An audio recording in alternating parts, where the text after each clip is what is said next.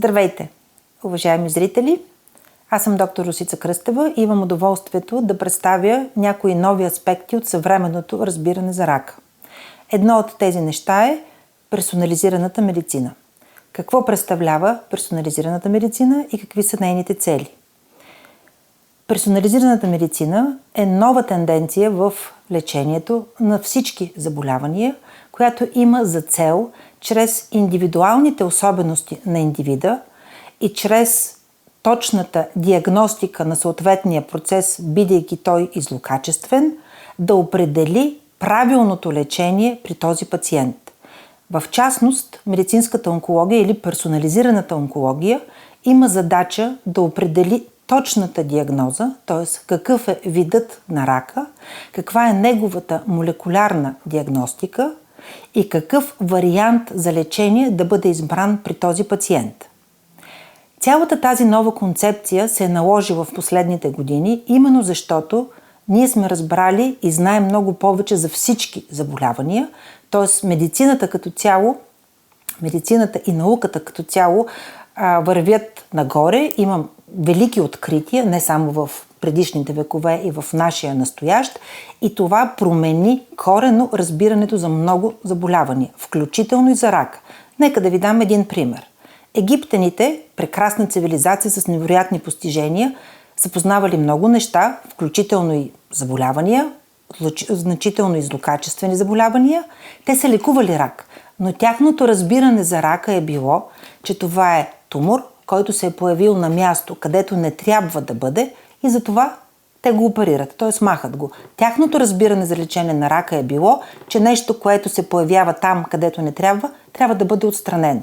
В днешно време, благодарение на разчитането на генома, всъщност ние разбрахме, че злокачествените заболявания са генетично кодирани и всъщност ние разбрахме, че причината за рака е дълбоко генетична и затова в днешно време ние се стараем да разберем каква е причината, която е довела до рак в конкретния пациент.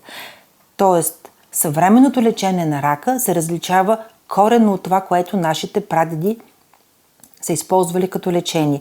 Това е прецизната медицина в днешно време. Уникалният генетичен профил на всеки един човек е ясен и всички вие знаете това, но туморите също имат уникален генетичен профил. Именно това ние се стараем да разберем чрез молекулярната диагностика, която включва и изследване на генетични или всякакви абнормалности, открити в туморната клетка.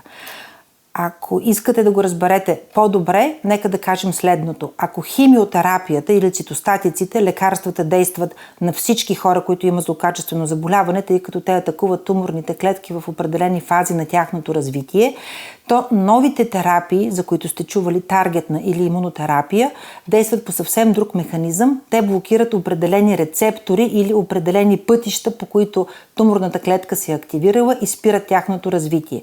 Именно за това е важно да знаем какви са тези генетични абнормалности в туморната тъкан, не в човешкият геном, за да можем да приложим правилното лечение.